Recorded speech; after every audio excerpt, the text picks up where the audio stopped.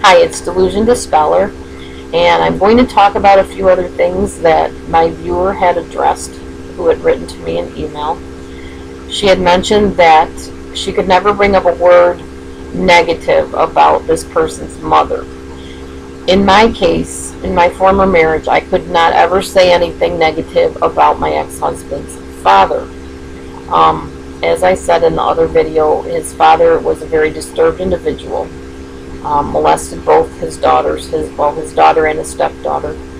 Also abused and beat the children very badly, while putting on this public persona of being the humanitarian.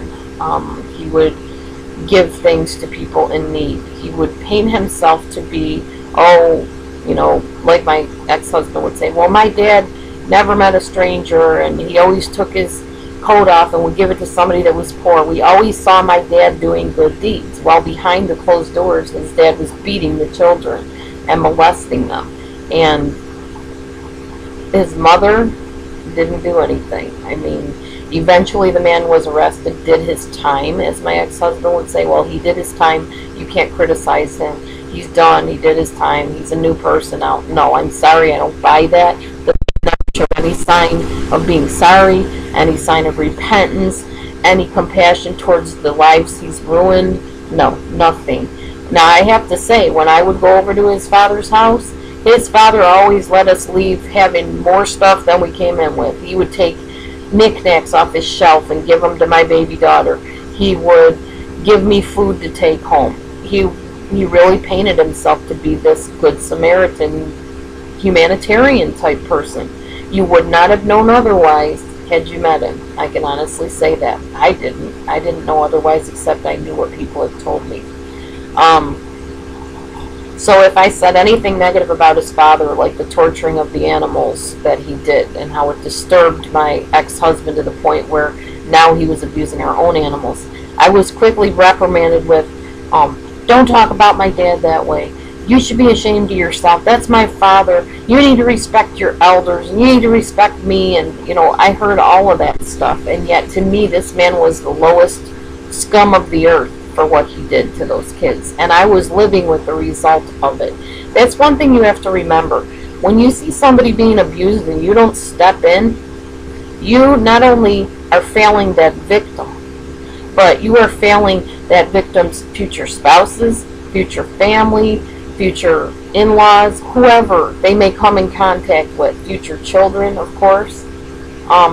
Somebody has to get their head out of the sand and start speaking up when they see abuse going on. You can't just have this bystander effect and say, well, somebody else will report it. I don't want to get involved. That's not right. Now, in defense of those who don't want to get involved, there are times I won't get involved with things if I know that I've tried to help somebody repeatedly and they keep going back to the situation. There's nothing you can do, because it's going to be the same thing. Now, I'm not saying if a child is being abused. I'm just saying, like, the woman that keeps going back to her abuser, no matter how many times you tell her, you need to get out, you need to get help, and she keeps going back, going back, going back. After a while, it's kind of like the boy who cried wolf in a way. She keeps crying to you, well, I don't know what to do, blah, blah, blah. Well, I've given you the resources. I've given you the way out. You're choosing to go back there. If she is in danger, like if she leaves, the husband said he's going to kill her, that's a different story altogether. That's something that the authorities need to be involved in very carefully. Because if you ever watch Lifetime Movie Network, you know that there are bad things that can result from that. I'm talking about the normal situations where the guy is just verbally, emotionally, psychologically abusive. She needs to get out and get help and get her identity back so she can stand again and stay away from creeps like that. Okay, let's see. So yes, that does happen where they tell you, they kind of deify their parent, their sperm donor, or egg donor, as I call them. And they will not hear of anything that speaks negative of them. When I used to bring up the fact that my ex-husband's father did these things, these evil things to the family, My ex-husband would say one of two things. Either, well, that's what made me the man I am today, a good, upstanding citizen, never got in trouble, never did drugs, never drank, and he didn't. I will say that he didn't. But did the beatings and the abuse do that for him? I don't think so. I beg to differ with that. Or the other thing he would say is, it's over and done with, its history, just forget about it. What good does bringing it up do? And he used to get so mad at me. At one point, his sister wanted to address the issues and bring the family together to talk about what really went on. Not one family member would be part of it, so she had to drop the issue. I was very angry at that time because I really thought finally the truth was going to come out and my ex-husband would have to face the fact that his father was an abuser and call it like it is and deal with it. But it didn't happen because nobody would get involved. Nobody wanted to bring up the quote-unquote skeletons in the closet. So he said, see, everybody agrees with me. It's over and done with, its history. Just leave it there. Okay, so, and also, in Christian families, like families that are based on the Bible, a lot of times this stuff can be hidden because they'll say, well, you're not supposed to bring up somebody's past. You're supposed to forgive and forget. You know, God cast it in the sea of forgetfulness, etc. I think there's balance with that a lot of Christians miss. There are many mentions of counselors and teachers in the Bible. There's a verse, I was just talking to my own counselor the other day about this one. Many are the deep waters in the soul, but a wise counselor draws them out. I'm not sure of the exact verse, but it's within their idea. God expects us to deal with our issues, not bury them before we deal with them. After you've dealt with them, yes, you forgive, you move on, that kind of thing. In the sense of, like, the Apostle Paul says that he puts those things in the past that were the past and he moves on forward, going, pressing towards that mark of the high calling of God in Christ Jesus. Okay, that's one of my favorite verses. In fact, that's my life verse. It's called Press On. And I get that. However, I don't think he quite meant that you could physically and mentally forget what was done to you. I can't forget what I went through. There's no way. Unless I was hypnotized maybe to forget it, I don't think I could. And I don't think that's what he meant. I think he meant do not let it control your life. Do not let it shape who you are the rest of your life. You need to let things go to the point where you can move on. Okay. The last thing I'm going to say is the other thing that my ex-husband used to say is don't criticize his mother because she was the perfect housekeeper. She was everybody's neighbor friend and, street mother. Everybody came to the house and played in their house and everybody wanted to be in their house. If we were so bad, why did everybody want to be over here? Well, of course, he had a narcissist for a father that knew how to put on a show. Narcissists are excellent actors. They're the best actors ever in existence. Them and probably psychopaths are right up there too.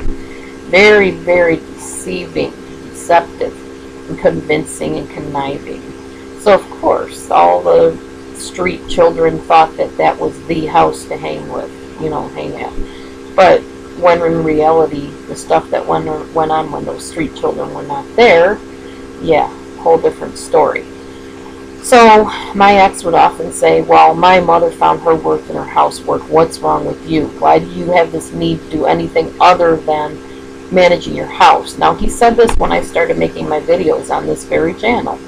And I said there's people out there that have been through or are going through what I just came out of with the former mentor. And I believe I can reach them. Well, you should just take pride in your house. That should be enough for you. God says the woman's place is in the home. And he would often twist scriptures to back up his distorted viewpoints. God did not say the woman's place is in the home. In fact, if you read Proverbs 31 about that woman there, she wasn't in the home. She was in the marketplace. She was making stuff. She was sewing things. She was feeding her family and on the road. So no, the woman was not in the home. I don't know where he gets that from except from his Walton's mentality that his father raised them to think they were this perfect Walton's family even though there was abuse going on. So no, not true. So, His mother stayed with a child molester. I don't admire that. I don't want to be like that. I never saw anything admirable about that, and I'm glad I'm not that person. By the grace of God, God gave me a brain and intelligence to further my education, and that's what I'm doing because I know there's hurting people out there that need to know, as I've said before, you're not alone, and you don't have to stay in the abuse in every case. And as always, if you're in an abusive situation, tell a safe person, get out of it if it's safe to do so. If it's not, please go to the nearest authority that it's safe to get to.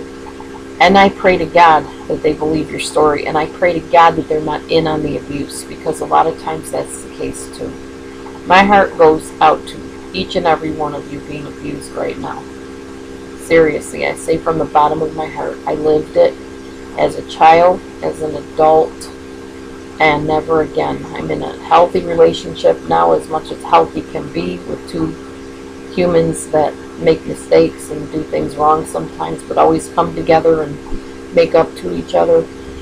And I can tell you, I will never, ever live with the abuse again. If it ever started getting abusive, he knows and I know that I will be gone. And you need to have the same mindset if you're already out of it. If you're in it, like I said, pick your battles wisely and carefully. Talk to a safe person. Don't try to carry this on your shoulders alone. I pray for each and every one of you health and happiness and joy and life and prosperity, because my Lord died that you could have life and have it more abundantly. Thank you so much for watching. God bless you. Have a great day today.